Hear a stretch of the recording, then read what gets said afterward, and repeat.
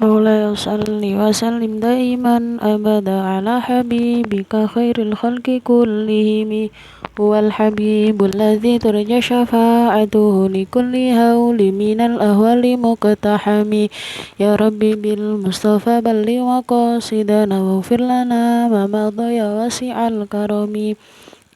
Assalamualaikum warahmatullahi wabarakatuh. Bismillahirrahmanirrahim. Alhamdulillahirabbil alamin. Wassalatu wassalamu ala sayyidil mursalin sayyidina Muhammad sallallahu alaihi wasallam. Bagaimana kabarnya anak-anak? Semoga sehat selalu nggih. Yang sedang sakit semoga segera disembuhkan. Yang sehat semoga sehatnya itu benar-benar sehat yang barokah.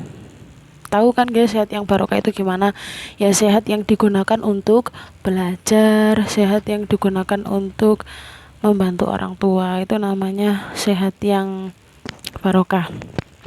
Kemudian di rumah tetap jaga kesehatan, tetap jaga semangat untuk belajar karena meskipun sampean belajarnya jarak jauh seperti ini, tidak boleh menyurutkan semangat sampean untuk belajar. Dalam kesempatan kali ini, Ibu mengajak sampean belajar tentang ilmu tajwid. Tapi seperti biasa, sebelum kita mulai belajar, kita hadiahkan Fatihah dulu kepada Kanjeng Nabi Muhammad, kepada guru-guru kita, khususnya kepada pengarang kitab, dan kepada kedua orang tua kita. Semoga ilmu yang kita dapatkan menjadi ilmu yang bermanfaat dan barokah. Al-Fatihah. A'udzubillahi minasyaitonirrajim. Bismillahirrahmanirrahim.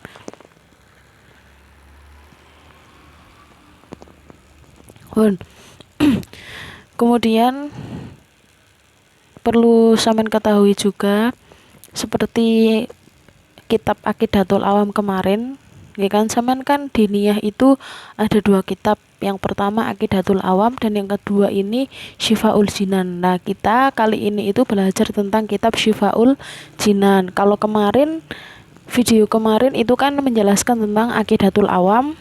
Nah, sekarang kitab Syifaul Jinan. Seperti biasa, sampean itu harus wajib mengetahui nama dari buku atau kitab yang sedang kita pelajari.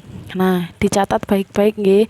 Kemarin kan sampean sudah mencatat baik-baik kitab Aqidatul Awam, namanya kitab Aqidatul Awam, terus nama pengarangnya adalah Syekh Said Al-Marzuki, Syekh Ahmad Al-Marzuki. Nah, sekarang ganti kitab Syifaul Jinan. Kitab Syifaul Jinan.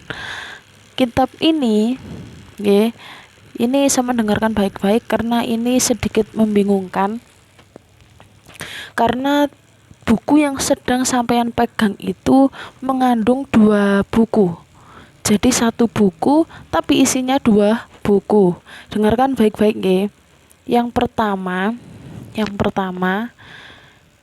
kitabnya asli itu ada, kitab aslinya itu namanya adalah Hidayatus Sibyan.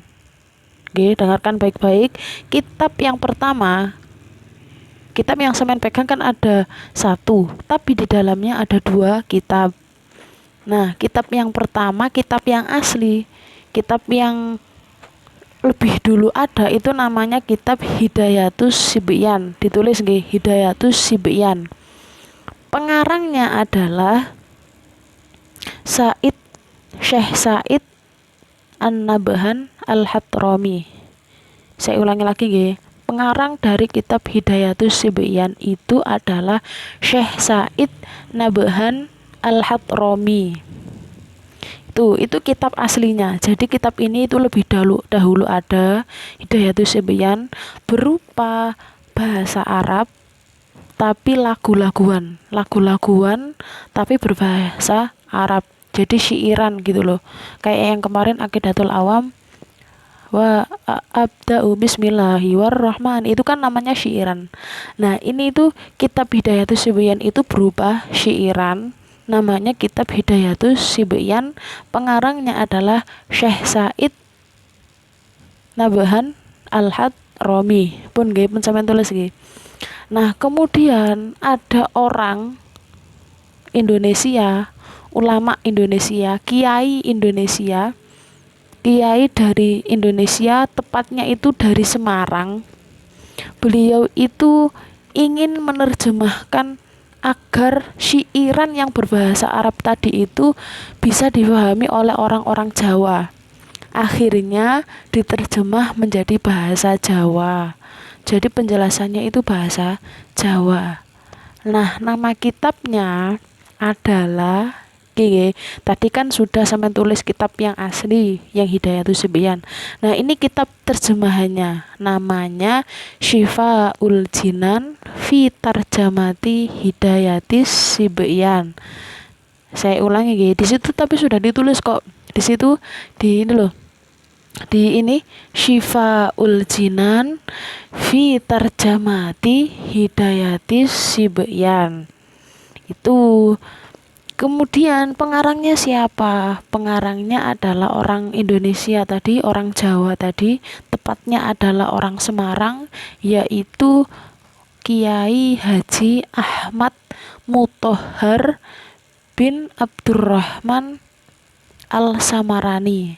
Singkatnya adalah Kiai Haji Ahmad Muthohar Samarani.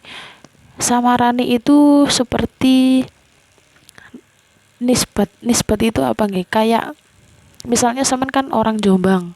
Nah, kalau seandainya sampean kelak jadi seorang ulama terkenal, nggih, kiai terkenal, itu nanti akan dinisbatkan namanya di suatu desa kelahirannya atau kota kelahirannya. Jadi misalnya siapa namanya anak-anak kelas 5 itu ya? Nggak tahu, saya belum kenalan nggak apa, misalnya namanya Muhammad Rudi gitu Muhammad Rudi. Nah, Muhammad Rudi ini kan kiai besar, menjadi kiai besar. Nah, itu dinisbatkan kepada kota kelahirannya. Misalnya kota kelahirannya Jombang, ya berarti Kiai Haji Muhammad Rudi Al Jombangi gitu. Nah, sama beliau ini Kiai Ahmad Muthohar Al Samarani, orang Semarang. Gitu nggih, paham nggih? Jadi, satu kitab yang sedang sampean pegang itu mengandung dua kitab. Yang pertama kitab aslinya yang berupa nadhoman atau syairan yang judulnya, yang nama bukunya itu adalah Hidayatis Sibyan. Pengarangnya adalah Syekh Said An-Nabhan Al-Hadrami. Itu orang Yaman sana. Orang Yaman itu dekatnya daerah mana ya Yaman? Ya pokoknya Jazirah Arab sana lah. Dekat-dekatnya Arab sana, di sana.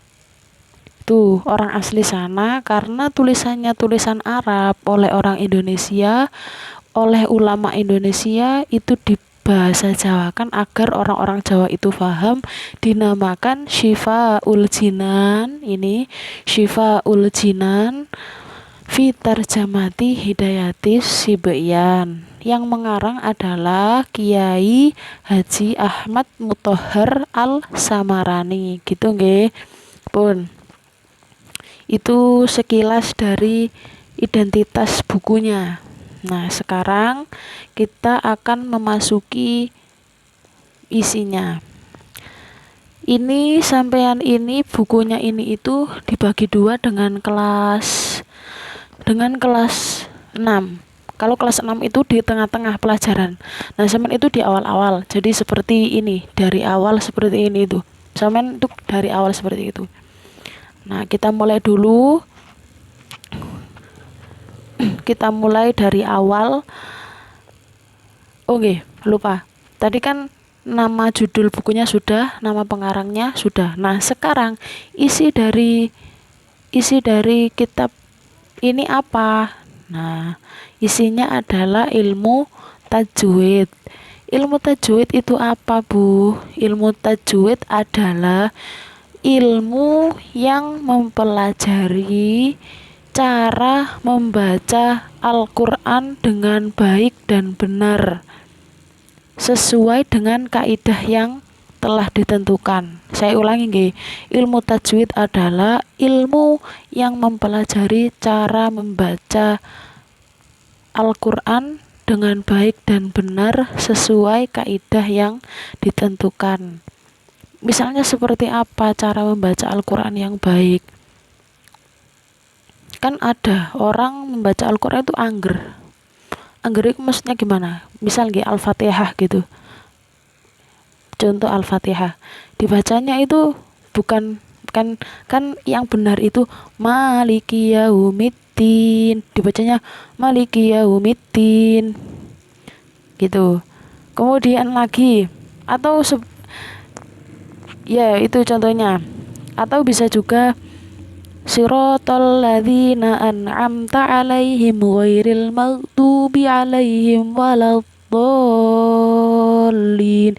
Dibacanya Siratal ladzina an'amta. Itu kan salah. Aslinya yang benar kan Siratal ladzina an'amta, bukan an'amta, bukan begitu. Nah, itu adalah ilmu tajwid di dipelajari tentang mempelajari tentang cara membaca Al-Quran yang baik.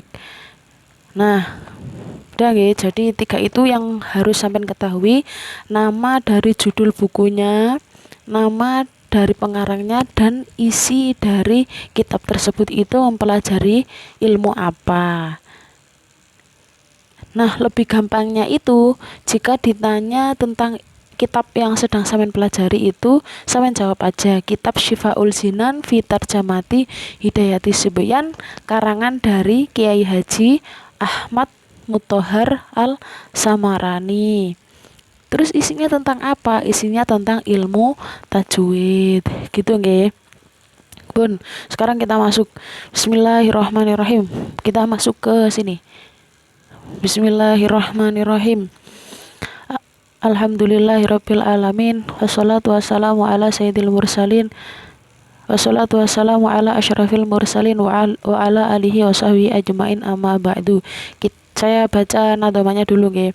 Bismillahirrahmanirrahim. Alhamdulillahi wa shalla rabbuna ala nabil mustafa habibina wa alihi wa sahbihi wa man qara wa haka fit tajwidinat man hurura. Nah, ini yang paling penting juga itu setiap karangan-karangan orang muslim itu didahului dengan bismillah. Saya lihat buku apapun itu, jika orang muslim yang mengarangnya atau yang menulisnya itu pasti diawali dengan bismillah. Saya melihat ini loh, bismillahirrahmanirrahim. Nah, itu karena apa? Karena didasari dengan kaidah seperti ini. Gimana ya, tidak wajib sih, tapi baiknya gini, saya mendengarkan baik-baik kaidahnya seperti ini. Baiknya seorang muslim itu jika mengawali segala sesuatu itu didahului dengan bacaan bismillahirrahmanirrahim. Saya ulangi lagi ya, kaidahnya itu kenapa kok kitab-kitab karangan-karangan orang muslim itu diawali dengan bismillahirrahmanirrahim? Karena baiknya jika melakukan segala sesuatu apapun itu diawali dengan bismillahirrahmanirrahim. Karena apa? Di situ di dalam bismillahirrahmanirrahim itu ada seperti doa juga agar apapun yang dilakukan itu barokah, karena telah seperti meminta izin kepada yang kuasa, kepada Allah. Begitu nggih. Jadi segala sesuatu itu baiknya diawali dengan bismillahirrahmanirrahim. Mau makan pasti berdoa bismillahirrahmanirrahim. Mau tidur bismillahirrahmanirrahim. Mau berangkat sekolah, kalau berangkat sekolah itu baiknya sampean itu niat dulu bismillahirrahmanirrahim, aku niat golek ilmu krana lillahi ta'ala. Pasti sampean sudah dicatat amal baiknya oleh Allah, itu pasti. Oke. Jadi apapun, jika sampean melakukan sesuatu, baiknya sampean bismillahirrahmanirrahim. Kemudian setelah bismillahirrahmanirrahim itu pasti disebutkan alhamdulillahirabbil alamin. Karena apa? Merasa bersyukur telah diberi kesempatan oleh Allah membuat suatu karya yang bisa dinikmati oleh saudara muslimnya. Kemudian setelah alhamdulillahirabbil alamin itu selalu diselingi dengan sholawat kepada Kanjeng Nabi. Jadi 3 serangkai itu tidak boleh hilang. Bismillah, alhamdulillah, dan sholawat. Itu prakata sebelum kita menginjak mempelajari ilmu tajwid. Itu yang dapat saya sampaikan. Sekarang latihan soal untuk sampean adalah sebutkan nama judul dari kitab yang sampean pelajari. Kemudian nomor 2, siapa nama pengarangnya, dan ketiga, ilmu tajwid itu apa? Apa itu ilmu tajwid gitu. 3 itu pertanyaannya nggih. Itu yang dapat saya sampaikan, semoga bermanfaat, semoga barokah. Wassalamualaikum warahmatullahi wabarakatuh.